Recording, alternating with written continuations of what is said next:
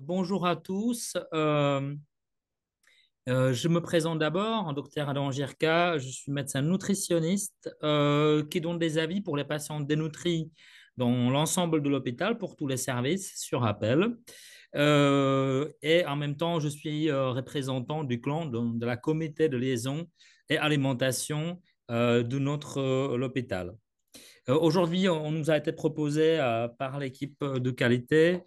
euh, de présenter en fait la thématique de la dénutrition et dépistage de la nutrition que je présenterai ensemble avec Madame Audrey Feltry, qui est cadre diététicienne, notamment sur l'hôpital Nord et sur Saint-Jacques. L'idée, c'est de profiter en fait de ce temps à peu près de 30 minutes, et notamment cette semaine, parce que cette semaine, c'est une semaine officielle, donc décidée par DGOS, de la dénutrition. Dans l'ensemble de France, il y a des équipes diététiciens, médecins nutritionnistes ou d'autres spécialités, ou l'infirmière, voilà, tous qui sont impliqués dans le dépistage de la prise en charge de nutrition, qui essayent de sensibiliser le corps médical, le corps paramédical, mais aussi des patients, mais aussi des proches de patients, parce que la nutrition reste toujours un peu méconnue, notamment parmi nos patients. Donc, nourrir, c'est pas de la tarte. J'ai repris en fait ce slogan de le collectif de lutte contre la dénutrition. N'hésitez pas à aller chercher en fait sur le site web les informations nécessaires. Et je voudrais juste vous donner quelques idées pourquoi il y a tout effort de nos équipes de sensibiliser en fait tout le personnel parce qu'on sait qu'il y a des enjeux assez importants pour les patients si on fait un dépistage précoce et si on intervient derrière. Alors, je passe la diapo suivante. Bon, voilà. Donc, juste pour vous donner une idée, en fait, actuellement en France, parmi les patients hospitalisés dans l'ensemble des établissements médicaux, il y a à peu près 2 millions de dénutris. Et plus on avance sur l'âge, plus la prévalence de la nutrition augmente. Donc, personnes âgées à domicile, 400 000, mais si on passe à l'EHPAD, il y a 200, quasiment un quart de million en fait, de personnes dénutries.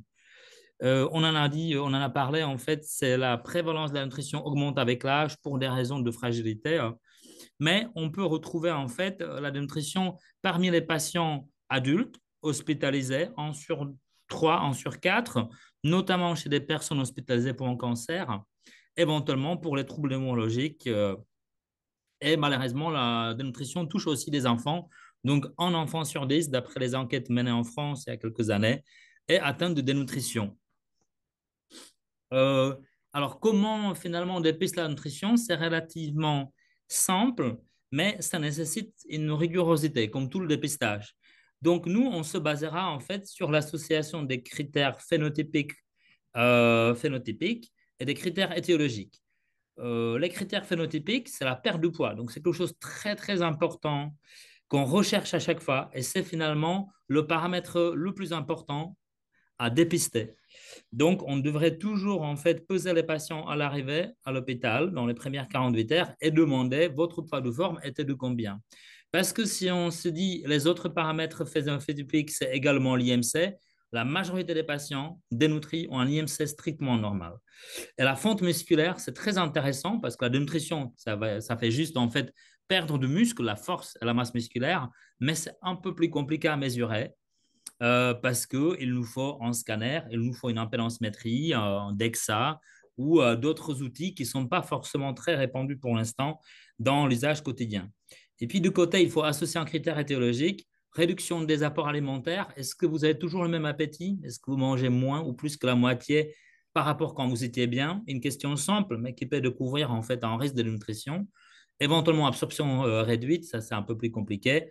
Et c'est vrai que la majorité des patients hospitalisés, ils ont une maladie aiguë ou chronique évolutive. Donc, en MCO, c'est relativement facile de cocher ce critère éthologique. Mais ne pas oublier de demander si la personne mange bien et s'il n'a pas perdu du poids et noter, en fait, les données qu'on a pu, en fait, avoir à l'interrogatoire. Après, on peut dire dénutrition modérée ou sévère, c'est pas tellement important. Pourquoi on parle de ça? Pourquoi j'étais très ravi de prendre cette demi-heure de partager avec vous?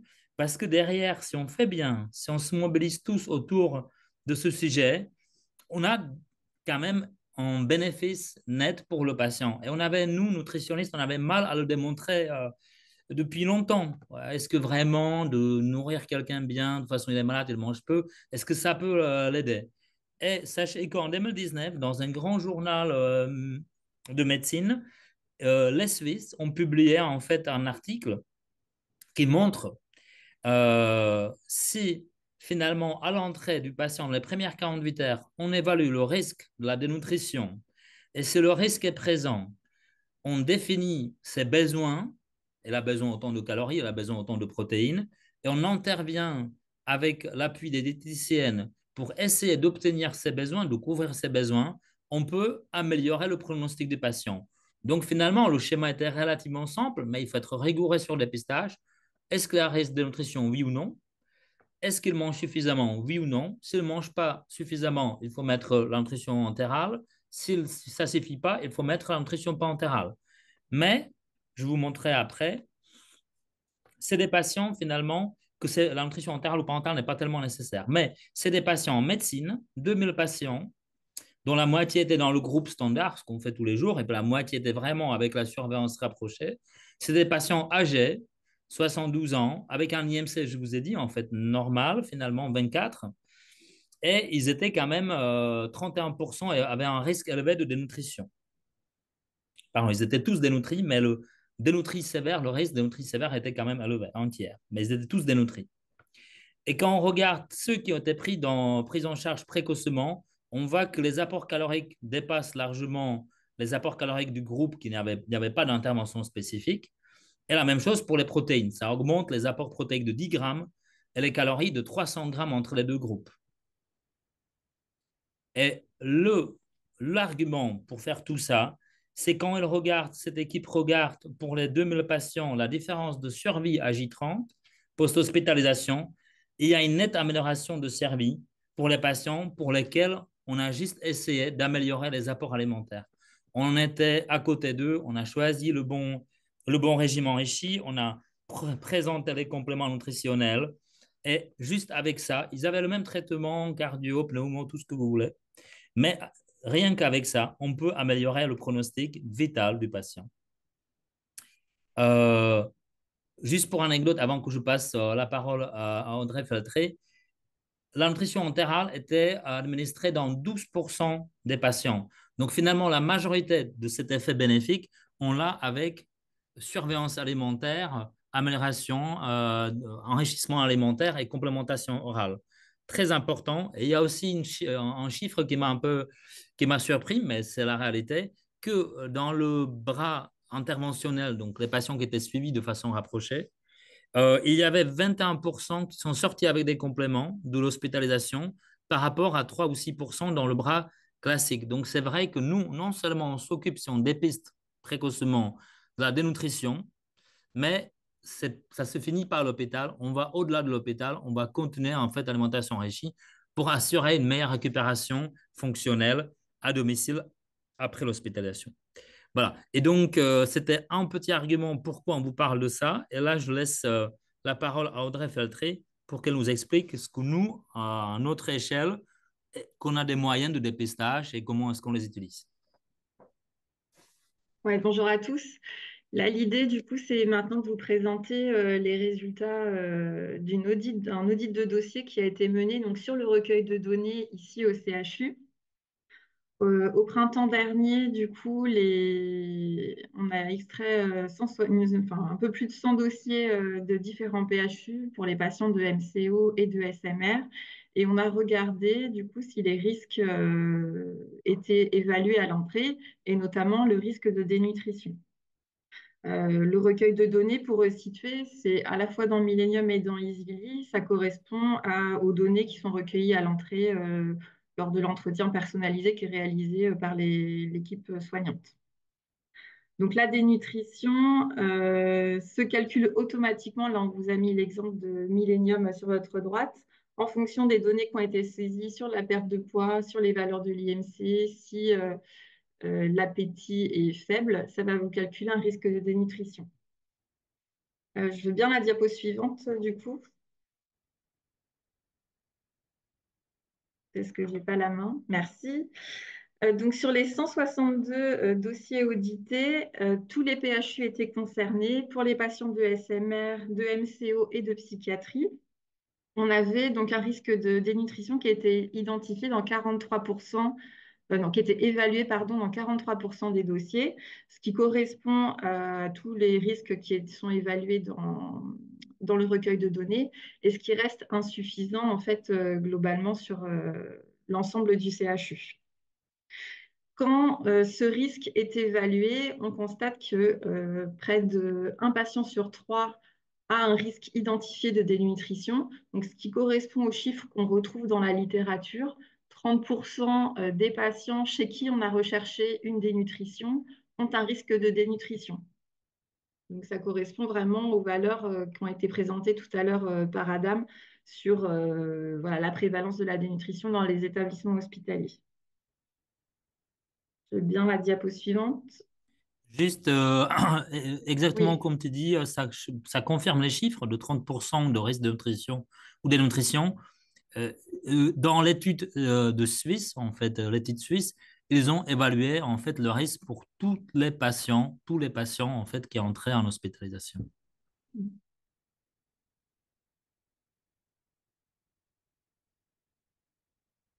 merci. Donc, ce qui était aussi évalué, c'était une fois que ces risques sont identifiés, est-ce que des mesures sont mises en place derrière? Est-ce qu'on retrouve une trace et une réévaluation? Ce qu'on constate, c'est que globalement, pour la dénutrition, si le risque a été identifié, on a des mesures correctives qui sont mises en place. Donc, ça va être par exemple une surveillance alimentaire, l'appel à la diététicienne ou à l'équipe transversale de nutrition, la mise en place d'une nutrition artificielle ou de l'aide au repas, tout simplement.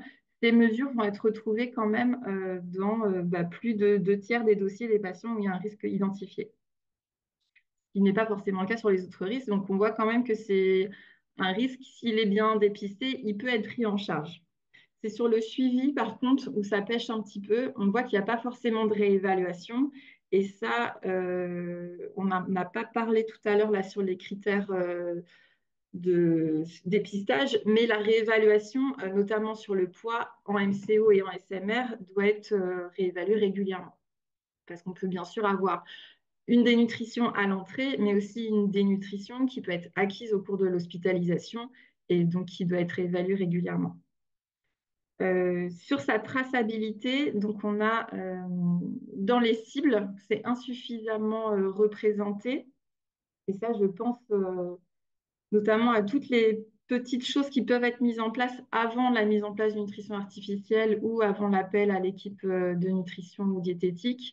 C'est-à-dire que le fractionnement des repas, la proposition voilà, de collation, l'enrichissement des commandes, le fait de faire choisir aussi les patients, ce sont des mesures qui peuvent être mises en place très facilement en fait dès l'identification du risque et qui contribuent largement à lutter contre la dénutrition.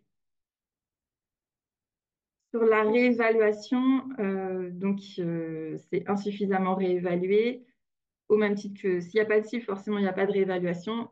Là où on retrouve des réévaluations, c'est plutôt dans les comptes rendus diététiques notamment. Je veux bien la diapo d'après.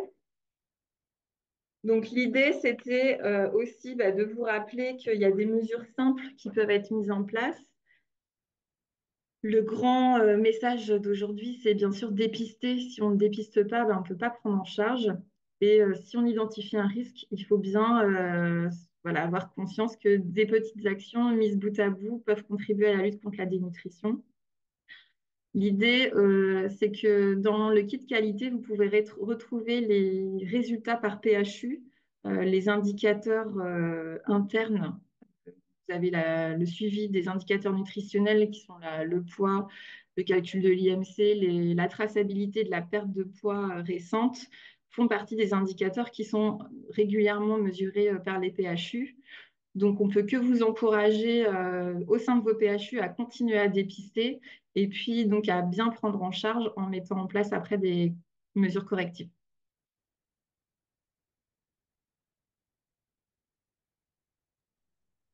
Adam, si tu veux conclure. Oui, exactement. Alors pour compléter, Nous, ce qu'on essaye, et il faut s'appuyer sur vos diététiciennes dans le service ou sur le médecin sensibilisé, voire notre équipe transversale nutrition. Euh, on faisait en fait des formations dans le service pour les paramédicaux, pour les internes, pour justement maintenir ces sensibilisations, parce qu'on est bien sûr, comme tout qui travaille en transversal, on est bien conscient en fait de mouvements assez rapides. Voilà, les internes, on est habitué, tous les 6 mois ça change, mais aussi maintenant dans les paramédicaux, on voit qu'il y a beaucoup de mouvements. Et donc pour reprendre les messages qu'on essaye de divulguer pour mieux en fait dépister et prendre en charge, il faut les répéter. On est toujours, nous, ouverts, comme les diététiciens, comme les médecins, de venir vers une équipe qui veut davantage travailler sur cette problématique-là. Ce qui est intéressant quand on regarde en fait ces résultats, c'est pas un PH qui fait mieux que l'autre. De temps en temps, c'est pas même un service qui fait mieux que l'autre. Ça peut être une unité de même service qui fait mieux que l'autre. Donc, c'est très individuel. Ça, probablement, dépend des priorités de l'unité, en fait, ou de service. Et s'il y a parmi vous qui sont là aujourd'hui, certains qui sont intéressés à travailler cette piste pour améliorer les pratiques et faire mieux pour nos patients, on est tout à fait ouvert. Vous nous contactez sur le BP Clan ou BP ITN. Et on est tout à fait ouvert à travailler sur des projets avec vous, sachant qu'il y a beaucoup déjà sur les noves. Mais on est toujours là, soit la diététicienne, soit le médecin. On est toujours à votre soutien pour essayer 100%. C'est difficile, j'avoue. On n'est pas dans une étude médicale, mais il faut se dire, ben, OK, maintenant on est à 40%, malgré qu'on a une sensibilisation régulière en fait des médicaux, paramédicaux. On essaye de travailler aussi avec les anthères régulièrement. Il faut que ça apparaisse, la dénutrition apparaisse dans le compte rendu.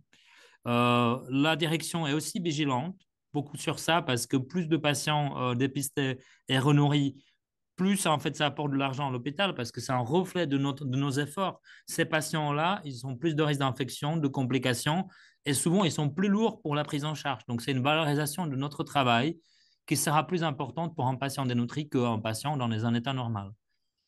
Donc, on essaye, on travaille, on sensibilise. Il y a toujours en fait des choses à faire. Il y a toujours des avancements possibles. N'hésitez pas à nous contacter. On vous accompagnera dans des projets pour s'améliorer sur les indicateurs. Si vous allez chercher vos indicateurs, vous trouvez que ce n'est pas satisfaisant, allez-y, n'hésitez pas à contacter. Merci à tous les deux pour cette présentation. Du coup, j'ai eu des petits soucis de connexion au début, donc voilà, je me suis connectée quelques secondes après le début de la présentation, mais voilà, j'étais bien là, Morgane Lane du service de santé publique. Du coup, je sais pour le moment, je n'ai pas de questions dans le chat, mais chacun peut maintenant ouvrir son micro ou utiliser l'option lever la main pour si vous souhaitez intervenir. Peut-être j'avais une question, mais c'est peut-être une question aux participants ou peut-être à vous, mais peut-être aux participants, c'est finalement, c'est quoi les freins? Enfin, quels sont les freins dans les services à l'évaluation et la mise en place des actions? Enfin, quelles actions on pourrait mener au niveau institutionnel pour aider les soignants à évaluer de manière plus systématique et que cette évaluation, elle débouche aussi de manière plus systématique sur la mise en place d'actions et de réévaluation. Est-ce que, voilà, les participants, est-ce que vous avez des remontées à faire par rapport à ça ou peut-être vous, Adam et Audrey, vous avez peut-être aussi des éléments de réponse sur ces freins, sur ces blocages éventuels Bonjour, Oui, Isabelle Moreau, je suis cadre sur le PHU 9. oui, J'évoquais l'utilisation des outils informatiques ce matin avec des médecins du PHU et des encadrants. Sur le PHU 9, on utilise Millennium ou Easily en fonction. Et c'est vrai qu'on remarque que les professionnels sont peu enclins à utiliser l'outil informatique et ils font encore de la traçabilité papier dans la poche. Et donc, potentiellement, ce sont des informations qui sont prises, mais qui ne sont pas toujours retracées. Euh, Regardez, c'est une très bonne remarque. Tout à fait d'accord. Nous, on connaît les indicateurs de qualité IQS, après IPAX, ou, voilà. On les connaît depuis que je suis arrivé au CHU il y a 12 ans. Les chiffres ne bougent pas trop. Malgré qu'on forme le personnel, La question, c'est comment s'en sortir. Je pense que les causes sont multiples, les freins sont multiples. Quand dans chaque problème complexe, c'est pas un seul problème. D'un côté, c'est malheureusement, je trouve un peu ça, c'est les différences individuelles entre les unités, c'est la priorisation des tâches. Nous, on se bat avec la direction de soins pour que la nutrition alimentation hospitalière soit de nouveau un soin. En fait, soit, c'est toujours un soin, mais soit comprise comme un soin. Donc, elle est priorisée aussi en tant que telle. Moi, j'essaie quand même d'avancer avec les équipes d'informatique sur l'automatisation des requêts. Par exemple, le logiciel est capable de nous dire le patient a perdu entre deux hospitalisations autant de poids et de nous lancer une alerte, attention. Ce qui n'est pas possible avec Millennium. Déjà, pour calculer l'IMC, il faut cliquer, ça ne se fait pas automatiquement. Donc, on attend EasyLI. Je suis en contact avec mes collègues dans d'autres CHU, d'autres hôpitaux. Ils ont déjà EasyLI. Il y a des choses possibles à faire, une sorte automatique. Je pense quelque chose où on n'avance pas du tout, la perte de poids, le dépistage, comment connecter la fiche renseignée d'entrée, des données en fait d'entrée, d'admission, la connecter avec un pop-up alerte, attention. Il faut que nous aide, qu'on se fasse aider par le logiciel, par le logiciel, c'est sûr et certain. Parce qu'on n'arrive pas, malgré tous nos efforts, on n'arrive pas à améliorer depuis des années. Donc, il faut qu'on ait une aide automatique, semi-automatique, automatique. Je suis d'accord avec vous. J'ai juste une petite remarque aussi pour le critère perte de poids. Avant, il fallait que ça soit une donnée obligatoirement mesurée. Maintenant, c'est même le déclaratif est entendable. Enfin, je veux dire, il n'y a pas besoin d'avoir deux valeurs mesurées dans le logiciel. Si le patient déclare avoir perdu du poids, ça suffit à être pris en compte. Il faut le marquer, Il faut le il faut marquer. le peser, il faut qu'à l'hôpital, ça soit validé, vérifié sur une balance, mais on accepte tout à fait, en fait, en oral, votre poids de forme était de autant. Ça, on Mm. accepte et c'est accepté dans les recommandations. En fait, tout ça, ça passe. J'ai aussi la notion que pour le poids, on prend le poids, il y a la taille, il faut refaire un clic pour avoir l'IMC. Si on ne fait pas le clic, on n'a pas l'IMC. Oui. Donc il y a aussi ça, aussi, c'est un frein. Peut-être qu'on a tout fait bien, sauf le dernier clic, et on n'aura pas l'IMC. Oui. Absolument. Sur Millennium, ça a été identifié rapidement, mais ça n'a jamais été résolu. Oui. Ouais. Enfin, dans l'ère de ChatGPT, on n'arrive pas à calculer l'IMC automatiquement. Bon, en fait, on n'est pas trop aidé, si vous voulez. Mais bon, Easily, ça sert sans doute mieux.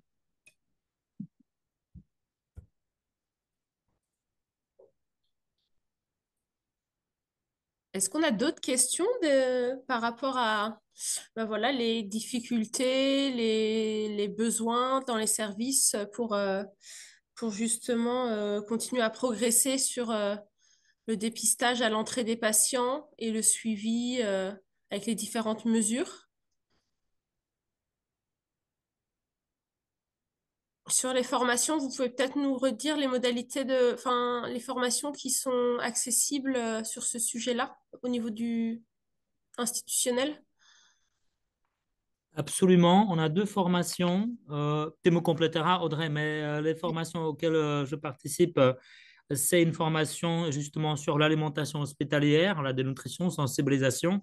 Donc ça à IFSI, deux fois par an, une journée. Et puis il y a une autre, deux fois par an, un peu plus spécifique, un peu plus poussée sur la nutrition artificielle, pour ceux qui sont encore plus intéressés. Mais on a une ouverte à aides-soignantes, infirmières, en fait, tout le corps paramédical sur la sensibilisation, dépistage, alimentation, diététique, tout ça, en fait, on a des possibilités. Donc, si, n'hésitez pas à en parler à vos collègues, libérez les agents pour la journée. De temps en temps, on est amené à l'annuler parce qu'il n'y a pas assez de personnes voilà, inscrites. Et n'hésitez pas aussi à parler aux autres pour qu'ils regardent aujourd'hui en fait la petite humeur en replay si c'est disponible. Je suis désolé, je vais vous quitter. Je laisse en fait le partage, mais je vais vous quitter parce que je démarre ma consulte. Donc merci beaucoup à tous qui nous ont visionnés aujourd'hui. Merci. Merci beaucoup. Donc effectivement, on peut terminer là-dessus. La visio est enregistrée, sera disponible dès demain ou après-demain sur la chaîne YouTube du CHU.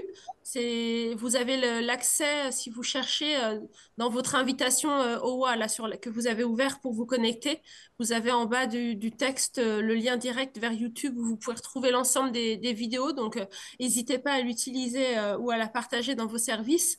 Et puis, la dernière information que je peux vous transmettre, c'est peut-être la prochaine visio, donc celle du mois de décembre. Hein. Donc, la visio J'améliore mes pratiques, c'est tous les troisièmes jeudis du mois. Donc, le 19 décembre, on aura une visio qui sera animée par la CoSecurimed, donc la commission de sécurisation du circuit du médicament, sur J'améliore mes pratiques sur les médicaments à risque à l'hôpital. Et donc, ce sera une visio qui sera présentée par Annelise Rouélan et Sylvie Jacquard. Donc, n'hésitez pas à vous connecter si c'est un sujet qui vous intéresse également. Et ben, je remercie Audrey et Adam pour cette présentation. Et si on n'a pas d'autres questions, je vous souhaite à tous une bonne fin de journée. Mais je veux bien juste rajouter un petit truc, Morgane. C'est la semaine de la dénutrition jusqu'à mardi. Donc, n'hésitez pas à partager sur les réseaux sociaux avec vos collègues. Allez voir les diététiciennes et les diététiciens des différents sites pour vous renseigner, poser les questions. Cette semaine, il faut en profiter. Voilà. Il y a un petit quiz en ligne aussi sur intranet avec des lots à gagner. Donc, n'hésitez pas à participer. Il y a quelques questions pour en découvrir un petit peu plus sur la dénutrition. Merci à tous. Merci à tous. Au revoir.